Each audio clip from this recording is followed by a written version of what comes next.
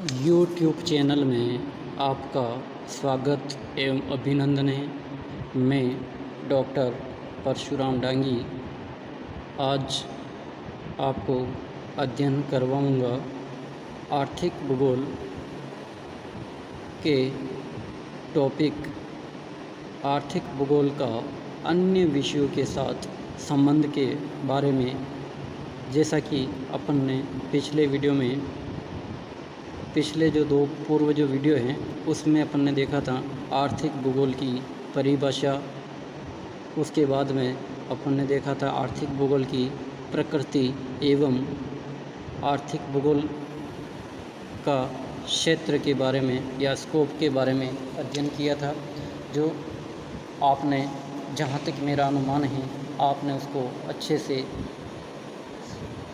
अध्ययन किया होगा और उस वीडियो को भी आपने ज़रूर देखा होगा और नोट्स आपने अपने नोटबुक में ज़रूर बनाए होंगे और नहीं बनाया है तो आप ज़रूर बना लेवे। आज अपन जो देख रहे हैं वो बहुत ही महत्वपूर्ण टॉपिक है, आर्थिक भूगोल का अन्य विषयों के साथ क्या संबंध है। तो सबसे पहले जो आर्थिक जो भूगोल है वो क्या है, मानव की जीविकोपार्जन से संबंधित जो भी पृथ्वी धरातल पर जो गतिविधियां जो होती हैं, तो वो जो गतिविधियां जो होती हैं उसका अध्ययन कहीं न कहीं अन्य विषयों में भी किया जाता है। तो इस प्रकार से जो अन्य जो विषय हैं वो भी कहीं न कहीं आर्थिक भूगोल से संबंधित होते हैं। तो आज अपन देखेंगे आर्थिक भूगोल का अन्य विषयों के साथ संबंध, तो relation of economic geography with other subjects. तो पहला जो बिंदु है वो है आर्थिक भूगोल का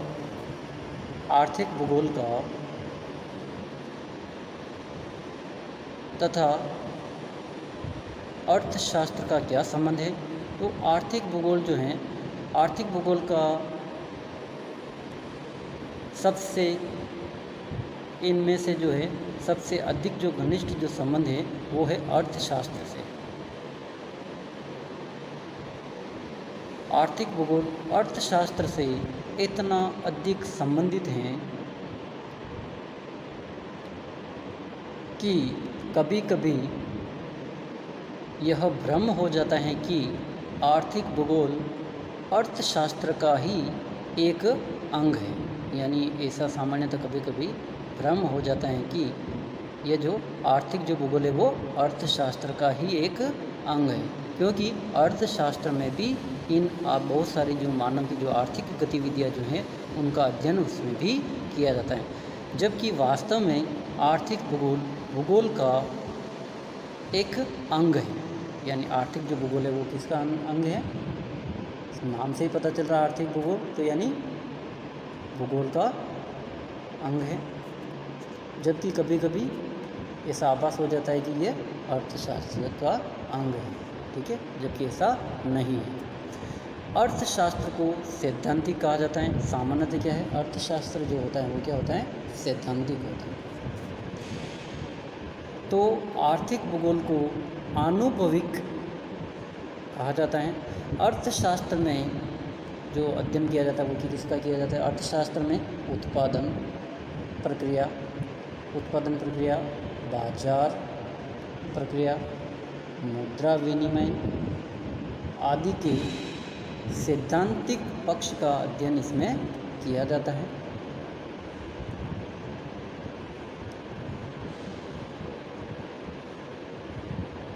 जबकि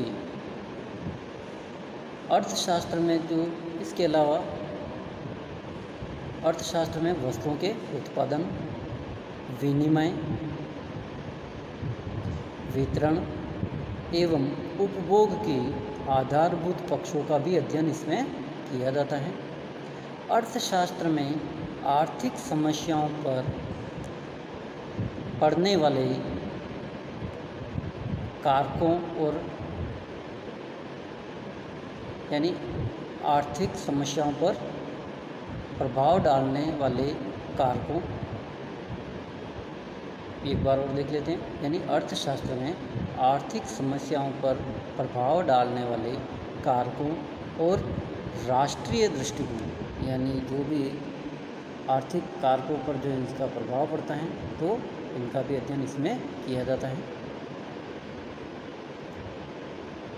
यानी आर्थिक समस्याओं पर प्रभाव डालने वाले कारकों और राष्ट्रीय दृष्टिकोणों से अनेक समाधान का अध्ययन करते हैं। इसी प्रकार अर्थशास्त्र मानव के आर्थिक पहलुओं का व्यवहारिक अध्ययन करता है, जबकि आर्थिक भूगोल इन्हीं पक्षों को, जो भी ये व्यवहारिक जो पक्ष हैं, उन्हीं पक्षों को स्थान, यानी ये महत्वपूर्ण है, स्पेस के संदर्भ में अध्ययन करता है। स्थान यानी स्पेस के संदर्भ में आर्थिक भूगोल इनका अध्ययन करता है कि आर्थिक क्रियाएं कहाँ हो रही हैं, जो भी ये आर्थिक क्रिया है वो धरातल पर कहाँ हो रही हैं और उससे कितना उत्पादन हो रहा है। और अर्थशास्त्र में अब स्थान पर जोर दिया जाता है। अब जो है अर्थशास्त्र में भी स्थान पर जोर दिया जाता है, जबकि आर्थिक भूगोल में प्रक्रियात्मक पक्ष को भी देखा जाता है। आर्थिक भूगोल में जो क्या है, प्रक्रियात्मक जो पक्ष होते हैं उसको भी इसमें देखा जाता है। तो इस प्रकार से आर्थिक भूगोल जो है वो अर्थशास्त्र से बहुत अधिक घनिष्ठ संबंध रखता है। दूसरा जो बिंदु है आर्थिक भूगोल तथा इतिहास। तो इतिहास की बात करें तो इतिहास में क्या है, पृथ्वी धरातल पर जो भी घटना जो क्रम है उसका समय के अनुसार जो अध्ययन होता है या ब्यौरा होता है उसका अध्ययन करते। तो इसी प्रकार से जो मानव की जो आर्थिक जो क्रियाकलाप है उनका किस प्रकार से कब से धीरे धीरे विकास हुआ है, तो उसको भी अपन समयानुसार देखते हैं। तो इस प्रकार से अर्थशास्त्र क्या, आर्थिक भूगोल और इतिहास भी एक दूसरे से घनिष्ठ संबंध ये भी रखते हैं। तो इतिहास मानव की क्रियाओं और उनके विचारों का समुचित समयानुसार, और इतिहास क्या है, मानव की क्रियाओं और उनके विचारों का समुचित समयानुसार ब्यौरा होता है। क्या होता है, टाइम टेबल के अनुसार समयानुसार ब्यौरा होता है। ऐतिहासिक घटनाओं की पृष्ठभूमि भूगोल द्वारा ही तैयार होती है। और ऐतिहासिक जो घटनाओं की जो पृष्ठभूमि होती है वो भूगोल द्वारा ही तैयार होती हैं, क्योंकि ऐतिहासिक घटना का एक विशिष्ट स्थान होता है। यानी ऐतिहासिक जो भी घटना होती है उसका कोई क्या होता है, एक विशिष्ट स्थान होता है। तो वो जो स्थान का संदर्भ जो है या अध्ययन जो है वो भूगोल में किया जाता है। और भूगोल जो है, आर्थिक भूगोल क्या है, भूगोल का ही एक अंग है या पार्ट है। तो घटना का एक विशिष्ट स्थान और वातावरण होता है। इसी प्रकार आर्थिक भूगोल में स्थान और वातावरण का अध्ययन होता है। आर्थिक भूगोल में क्या है, स्थान और वातावरण का अध्ययन होता है। यानी वातावरण किस प्रकार से आर्थिक गतिविधियों को प्रभावित करता है। ठीक है, तो ये इस प्रकार से जो है। अब जो है तीसरा जो बिंदु है वो है आर्थिक भूगोल तथा भूविज्ञान। तो आर्थिक भूगोल और भूविज्ञान जो हैं वो किस प्रकार से एक दूसरे से संबंधित है। तो आर्थिक भूगोल, तीसरा जो बिंदु है क्या, आर्थिक भूगोल तथा भूविज्ञान। तो आर्थिक भूगोल के अंतर्गत हम विभिन्न उद्योगों तथा कच्चे पदार्थों का अध्ययन करते हैं। आर्थिक भूगोल में क्या है, विभिन्न उद्योगों तथा कच्चे पदार्थों का अध्ययन करते हैं। कच्चे पदार्थों में खनिजों का प्रमुख स्थान होता है। कच्चे जो भी पदार्थ होते हैं, रॉ मटेरियल, उसमें क्या है, खनिजों का प्रमुख स्थान होता है। और खनिज पदार्थों की प्राप्ति, खनिजों का स्वरूप, यानी खनिज पदार्थ जो हैं वो कहाँ से प्राप्त हो रहे हैं, उनका स्वरूप कैसा है, मिट्टी तथा विभिन्न शैलों का अध्ययन भूविज्ञान के अंतर्गत होता है। यानी भूविज्ञान के अंतर्गत खनिजों की प्राप्ति, खनिजों का स्वरूप और मिट्टी तथा विभिन्न शैलों का अध्ययन भूविज्ञान के अंतर्गत होता है। इस प्रकार आर्थिक भूगोल तथा भूविज्ञान में आपस में पारस्परिक संबंध होता है। चौथा जो बिंदु है वो है आर्थिक भूगोल तथा राजनीतिक विज्ञान। आर्थिक भूगोल तथा राजनीतिक विज्ञान। तो राजनीतिक विज्ञान और आर्थिक भूगोल में भी घनिष्ठ संबंध होता है, क्योंकि कोई भी जो स्थान या स्पेस जो होता है या धरातल जो होता है वो कोई न कोई किसी न किसी राजनीतिक इकाई के अंग के रूप में होता है वो, ठीक है। तो उस राजनीतिक इकाई का जो अध्ययन जो है वो राजनीतिक भूगोल में किया जाता है। किस प्रकार की राजनीतिक व्यवस्थाएं, प्रशासनिक व्यवस्थाएं, ठीक है। तो राजनीति विज्ञान का मूल उद्देश्य विभिन्न राज्यों की प्रकृति, यानी इसमें क्या होता है, विभिन्न राज्यों की प्रकृति, राज्यों की राजनीतिक व्यवस्था, राष्ट्रीय और अंतर्राष्ट्रीय नीति तथा उनके आपसी संबंधों पर, जो उनके जो है आपसी संबंध है, उन संबंधों पर भौगोलिक अवस्था के प्रभावों का, जो भी संबंध होते हैं उसके ऊपर भौगोलिक अवस्था यानी किस प्रकार से ज्योग्राफिकल इन्वायरमेंट उनको प्रभावित करता है, प्रभावों का खोज करता है। विश्व की आधुनिक अर्थव्यवस्था विभिन्न देशों के प्रमुख शासकों पर निर्भर करती है, यानी विश्व की आधुनिक जो अर्थव्यवस्था है वो विभिन्न देशों के प्रमुख शासकों पर निर्भर करती हैं। और अर्थव्यवस्था का आधार क्या होता है, मानव होता है। मानव की आर्थिक गतिविधियाँ होती हैं या क्रियाएँ होती हैं, और इनका ज्ञान आर्थिक भूगोल देता है। और इन आर्थिक क्रियाओं या इनका जो ज्ञान जो है वो कौन देता है, आर्थिक भूगोल देता है। इस प्रकार आर्थिक भूगोल और राजनीति शास्त्र में घनिष्ठ अंतर संबंध होता है। पांचवा जो बिंदु है वो है आर्थिक भूगोल और पर्यावरण विज्ञान। आर्थिक भूगोल और पर्यावरण जो विज्ञान है, आर्थिक भूगोल और पर्यावरण विज्ञान की बात करें अपन तो इसके अंदर जो है आर्थिक भूगोल और पर्यावरण विज्ञान, यानी आर्थिक भूगोल जो है आर्थिक गतिविधियों के ऊपर पर्यावरण का प्रभाव होता है, या तो पर्यावरण जो है पर्यावरण विज्ञान का भी जो है आर्थिक भूगोल से घनिष्ठ संबंध होता है। तो पर्यावरण विज्ञान का अध्ययन आर्थिक क्रियाओं के कारण पर्यावरण के अवनयन से अधिक महत्वपूर्ण हो गया है। यानी पर्यावरण विज्ञान का जो अध्ययन है वो है आर्थिक क्रियाकलापों के कारण, पर्यावरण का जो अध्ययन है वो क्या है, मानव के आर्थिक क्रियाकलापों के कारण पर्यावरण के अवनयन से अधिक महत्वपूर्ण हो गया है। आर्थिक लाभ के लिए मानव जो है वो क्या है, आर्थिक लाभ के लिए संसाधनों का अविवेकपूर्ण, ये ध्यान रखना है, अविवेकपूर्ण दोहन, अपशिष्टों के निस्तारण के अनुचित ढंग और मानव के उपभोक्तावादी दृष्टिकोण के कारण और इसका महत्व बढ़ जाता है, जिसका दुष्परिणाम मानव सहित अन्य जीवों को भी भुगतना पड़ रहा है। इस प्रकार इनका अध्ययन आर्थिक भूगोल व पर्यावरण विज्ञान दोनों का अध्ययन क्षेत्र है। और वर्तमान में ग्लोबल वार्मिंग, वर्तमान में क्या है, ग्लोबल वार्मिंग यानी जो है उसका भी दुष्परिणाम जो है आर्थिक क्रियाओं के कारण ग्लोबल वार्मिंग जैसी समस्याएं पैदा हो रही हैं। पर्यावरण प्रदूषण, मृदा अवनयन जैसी समस्याएं सामने आ रही हैं, ठीक है।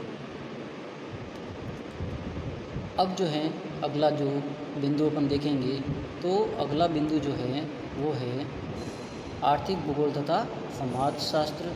तो आर्थिक भूगोल जो है यानी मानव की आर्थिक क्रियाओं का अध्ययन करता है। तो मानव का जो अध्ययन जो है, मानव क्या एक सामाजिक प्राणी होता है, तो सामाजिक प्राणी के मानव के जो एक्टिविटीज़ जो होती हैं उसका भी समाजशास्त्र के अंदर भी अध्ययन किया जाता है। तो इस प्रकार से समाजशास्त्र एवं आर्थिक भूगोल का भी पारस्परिक घनिष्ठ संबंध पाया जाता है। तो इस प्रकार से अपन देखते हैं आर्थिक भूगोल और समाजशास्त्र में क्या संबंध है। तो आर्थिक भूगोल व समाजशास्त्र में गहरा संबंध है, क्योंकि सामाजिक व्यवस्था और अर्थतंत्र, सामाजिक व्यवस्था और अर्थतंत्र में अंतर संबंध होता है। समाजशास्त्र में मानव की सामाजिक क्रियाओं, समाजशास्त्र में किसका अध्ययन किया जाता है, मानव की सामाजिक क्रियाओं तथा उस पर मानव के विभिन्न आर्थिक कार्यों के पड़ने वाले प्रभाव का अध्ययन करते हैं।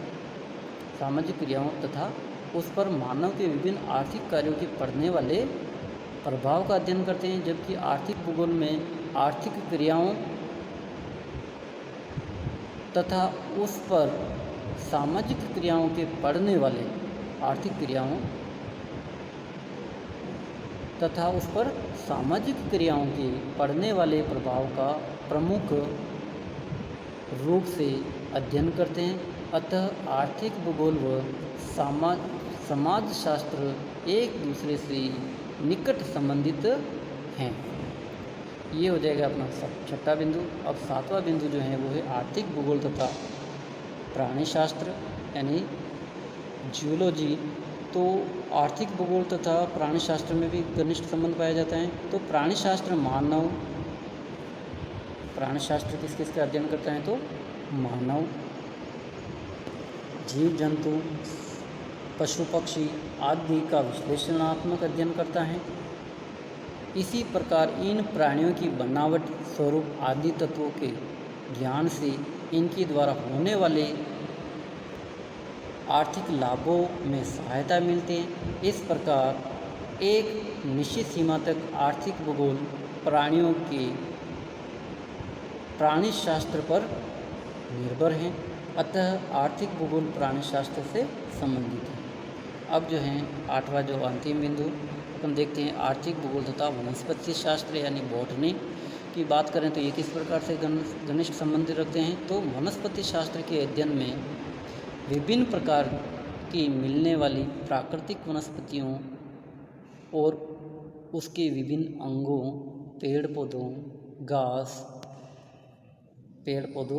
घास, झाड़ियों, समुद्री पौधों एवं काई का अध्ययन किया जाता है। जबकि आर्थिक भूगोल में इस वनस्पति तथा उसकी अंगों से होने वाले आर्थिक उत्पादन यानी जो भी वनस्पति तथा जो पेड़ पौधे वगैरह घास जो हैं उनसे जो आर्थिक उत्पादन एवं उनके प्रयोगों का अध्ययन किया जाता है। इससे दोनों ही परस्पर अंतर संबंधित होते हैं ये, ठीक है। इस प्रकार से आज अपन ने जो देखा है वो देखा है अपन ने आर्थिक भूगोल का जो अन्य विषयों के साथ संबंध देखा है, ठीक है। तो अब जो है अपन अगला जो बिंदु है वो अपन देखेंगे इसमें कि आर्थिक भूगोल जो है वो किस प्रकार से अपन ने ये जो संबंधित हैं ये आज अपन ने देख लिया अन्य विषयों के साथ। तो अगला बिंदु जो अपना जो आएगा वो आएगा अपने मानव की जो आर्थिक जो गतिविधियां हैं, इकोनॉमिक एक्टिविटीज़ जो हैं यानी व्यवसाय जिसको अपन कहें, तो उनका अध्ययन अपन करेंगे। धन्यवाद।